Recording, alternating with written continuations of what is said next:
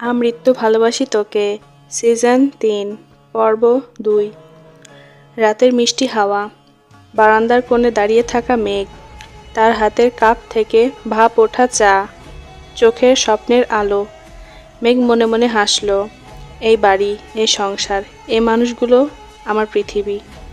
আবির পিছন থেকে এসে মেঘের কাঁধে হাত রাখল।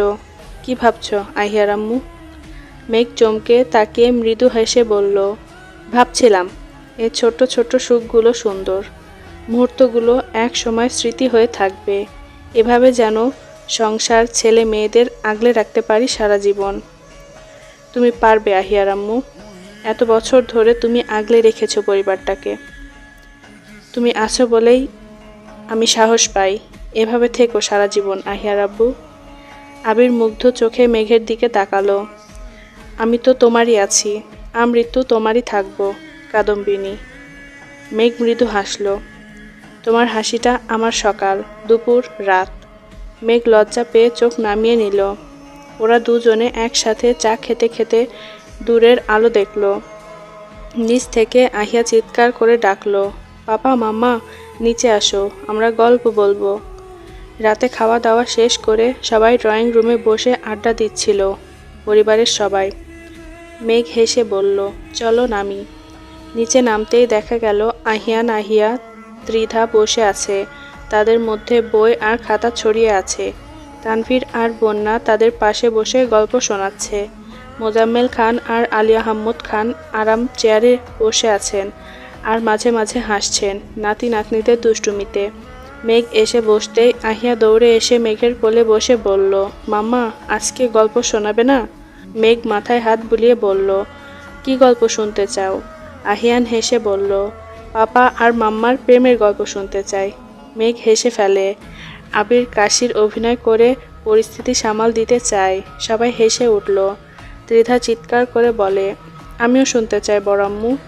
আবির মুচকি হেসে বলে, তোমাদের বড় হলে সব শোনাবো।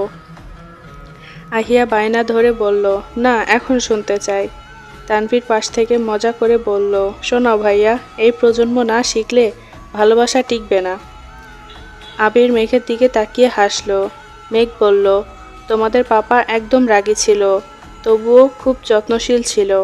আবির হেসে বলল, আর তোমাদের মাম্মা অনেক আবদার করত, আর আমি না করতে পারতাম না। আহিয়ান বলল, পাপা আমি বড় হয়ে মাম্মার মতো মেয়ে বিয়ে করব। আবির মৃদু হাসল। ত্রিধা বলল, না আহিয়ান ভাইয়া, তুমি আমাকে ছাড়া কাউকে বিয়ে করতে পারবে না। সবাই হেসে উঠল। মোজাম্মেল খান বলল, দেখো এখনই শুরু হয়ে গেছে এদের ভালোবাসার অধিকার। আলী আহম্মদ খান হেসে বলে উঠল, দেখতে হবে না কাদের ছেলে মেয়ে। আবির মেঘ বাবা মাদের কথা শুনে মাথা নিচু করে মৃদু হাসল। সকলের মুখে প্রশান্তিময় হাসি। সেই মুহূর্তে রাকিবের ফোন এলো।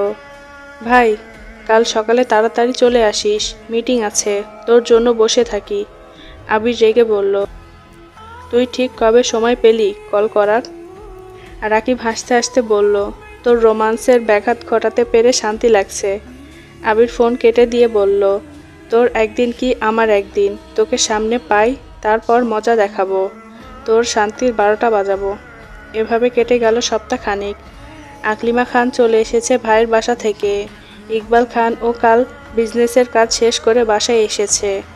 রাতে আবির তানভীর এর সাথে আলোচনা করছে কোথায় কি করতে হবে, বিজনেস সম্পর্কিত সমস্ত আলোচনা। পরের দিন সকাল, শুক্রবারের সকাল। আজকে ফ্যামিলি ট্যুরের দিন। সবাই মিলে ঠিক করেছে দূরে কোথাও গিয়ে ঘুরে আসবে, নিজেদের সময় দেবে। বিজনেসের চাপ, ছেলে মেয়েদের পড়াশোনা সব মিলে কোথাও যাওয়া হয় না, তাই সবাই মিলে সিদ্ধান্ত নিয়েছে রাঙামাটি যাবে, পাহাড় ঘুরবে। আলী আহম্মদ খান, মালিহা খান এদের আপত্তি থাকলেও নাতি নাতনিদের আবদারের কাছে কিছুই না। আহিয়া, ত্রিধা, আহিয়ান সকালে উঠেই পাপা মাম্মা ঘুরতে যাব বলে চিৎকার করছে। মেঘ আর বন্যা রান্নাঘরে টিফিন রেডি করছে। তানভীর গাড়িতে সকল জিনিসপত্র গুছিয়ে তুলছে। আবির চুল ঠিক করতে করতে সিঁড়ি দিয়ে নামছে। আবিরের পরনে সাদা শার্ট, হাতে ঘড়ি, সানগ্লাস চোখে। আবিরের দিকে চোখ পড়তে মেঘ তাকিয়ে আছে আবেগ ভরা চোখ নিয়ে। নতুন করে প্রেমে পড়ছে, সেই পুরনো দিনের মতো। আবিরও কম যায় না, সেও মেঘকে দেখে নতুন করে প্রেমে পড়ছে। মেঘের পরনে নীল শাড়ি, চুলগুলো আধখোপা করা, হালকা মেকআপ, যেন একটা নীল প্রজাপতি। দুজনের চোখাচোখি হতে মৃদু হেসে চোখ সরিয়ে নেয়। পাশ থেকে বন্যা মেঘকে হালকা ধাক্কা দিয়ে বলে ওঠে, নতুন করে প্রেমে হাবুডুবু খাচ্ছিস নাকি? মেঘ মুচকি হেসে চলে আসে। আবির মেঘের পাশ দিয়ে যেতেই বলে ওঠে, ম্যাডাম, এত সুন্দর করে সাজলে তো নিজেকে সামলানো কঠিন হয়ে যাচ্ছে, বলেই চলে যায়। মোজাম্মেল খান আর আলিয়া হাম্মুদ খান হেসে বলছে, এই বয়সে এসে নাতি নাতনিদের সাথে ঘুরতে যাব ভাবিনি। মেঘ বন্যা মিলে বাচ্চাদের কাপড় পরিয়ে রেডি করিয়ে দেয় অনেক আগেই। তারা সারা ঘর খুশিতে দৌড়াদৌড়ি করছে। আহিয়া রঙিন ফ্রক পরে নাচছে। ত্রিধা ব্যাগ কাঁধে নিয়ে দেখছে কিভাবে নিলে সুন্দর লাগবে। আহিয়ান নতুন চশমা পরে বলছে, আমি পাপার মতো দেখাচ্ছি না? সবাই হেসে উঠল।